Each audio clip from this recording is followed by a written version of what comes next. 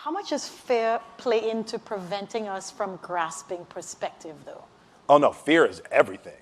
Yeah, like if there was one concept that I would suggest to people to take a daily confrontation with, is fear. The problem with fear is that it lies, right? So fear tells you, hey, you know, if you say that to that girl, she's gonna know she has you, you know, and she'll never really be attracted to you if she knows how much you attracted to her. Don't say that, no. How we get her is when she walks by, ignore her. Right, it's a little, You know, it's like, pop it on your shoulder. fear tells you dumb shit like that, right? You know, so, you know, for me, the daily confrontation with fear has become a real practice for me since about three years ago.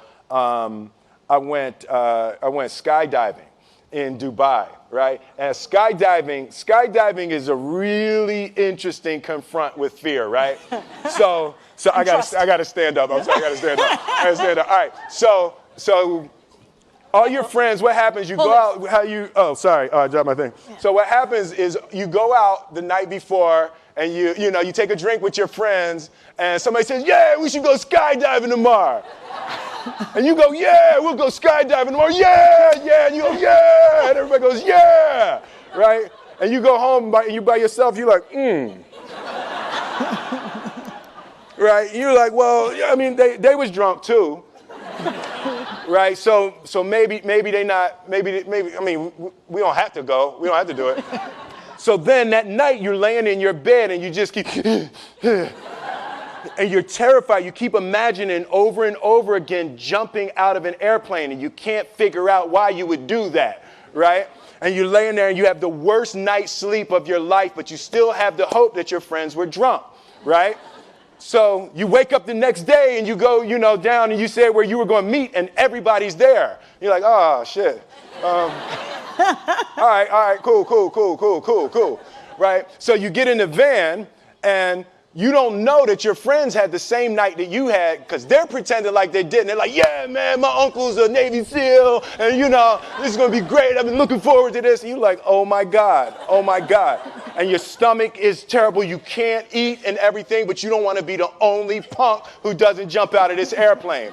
So you get there, and then you have the safety brief. And you're standing there, and the guys will tell you, well, if the chute doesn't open, what's going to happen is you're doing, well, why the hell, what could happen? That the chute wouldn't open, right? So you do a thing, and what you do is your first jump, you're attached to a guy who is going, he's going to walk you out. So you go, and you get there, and there's an airplane, and nobody's stopping. Everybody's still going.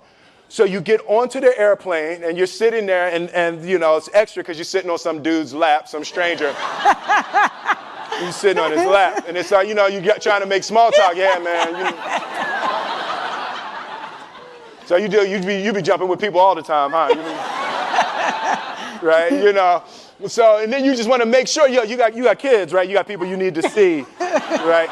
You just want to make sure he's serious, right? So you get in there. So everything's normal. So you fly and you go up to 14,000 feet, and you notice there's a light. It's red and it's yellow and green, right? So right now the light's red. So then you start thinking at some point the light's going to go green, but you don't know what's going to happen, right? And you wait, and it goes yellow, and the light goes green, and somebody opens the door, and in that moment you realize you've never been in a freaking airplane with the door open. Right? Terror. Oh, sorry, I'm spitting. Oh, sorry. No, terror, right?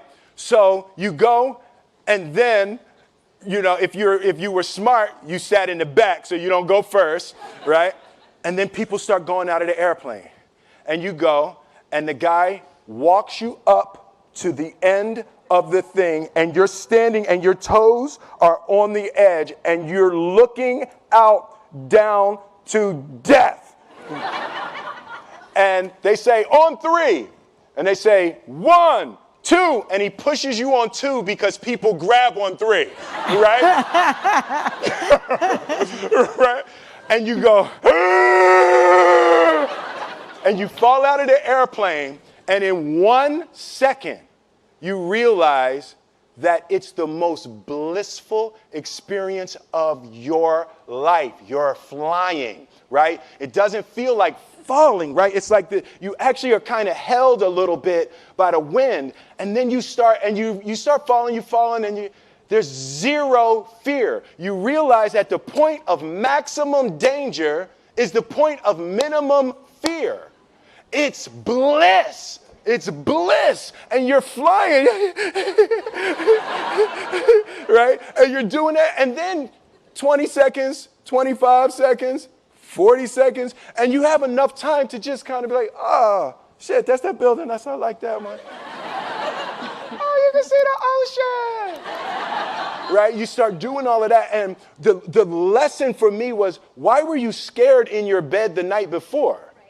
What do you need that fear for? Just don't go. Why are you scared in your bed 16 hours before you jump? Why are you scared in the car? Why could you not enjoy breakfast? What did you need that? The fear is fear of what? You're nowhere even near the airplane. Everything up to the stepping out, there's actually no reason to be scared. It only just ruins your day. You don't have to jump. And then in that moment, all of a sudden, where you should be terrified is the most blissful experience of your life. And God placed the best things in life on the other side of terror. On the other side of your maximum fear are all of the best things in life. You know? Mm-hmm. So that was sorry. So that was, no, it's good. That was my experience with skydiving and fear. All right. All right. So practically speaking. But I didn't like that take. I'm going to do it again. Back to the top.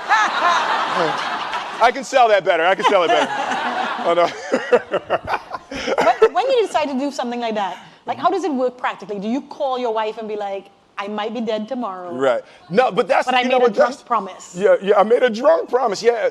How about this? So I jumped. I had such a mystical, powerful, spiritual experience. I flew home and got my sons, and I went back, and 10 days later, my sons jumped, right? Yeah. Now, that was a little different. Oh, see, that makes me stand up, right? Because I'm scared, right? So Jaden went first, right? Jaden wants to do everything first. So I'm sitting there, and I'm like, yeah, my sons are going to have this crazy experience. And then Jaden went out of the airplane. And I was like, Then my oldest son, Trey, goes up, and he goes out of the airplane. And I was like, this could potentially be the worst display of African-American parenting in history.